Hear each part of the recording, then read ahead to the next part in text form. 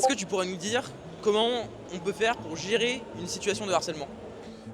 Donc dans un premier temps, il y a évidemment garder des preuves, donc prendre des screens, des choses comme ça. Dans un second temps, ça a été essayer d'en parler avec la personne ou essayer d'en parler avec des gens autour de nous, essayer de voir s'il n'y a pas des choses qui peuvent être faites. Et sinon, plus radicalement, ça va être signalé et bloqué.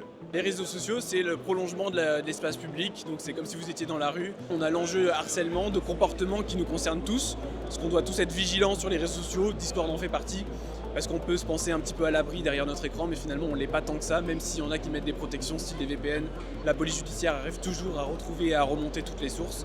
Et puis il y a l'autre aspect, il y a l'aspect plutôt piratage et hameçonnage, effectivement, où là il faut faire attention à bien protéger ses comptes avec la double authentification, et puis à changer ses mots de passe, etc. Donc ça c'est un peu de l'hygiène cyber, pour éviter de se faire hacker son compte et hacker ensuite d'autres comptes, d'autres données personnelles. Évidemment, si ça vous arrive, il faut soit porter plainte dans le cadre d'une arnaque ou alors d'un différend avec une personne qui vous porterait des injures à caractère homophobe, à caractère raciste, etc. Tout ça, c'est punissable par la loi. Et quand c'est sur des serveurs Discord, quand c'est vraiment en public, vous avez la plateforme de signalement Pharos de la police où vous pouvez signaler les différentes problématiques, donc internet-signalement.gouv.fr, qui est très importante de connaître pour pouvoir saisir les services de police de ces problématiques-là. Donc n'hésitez pas à venir porter plainte.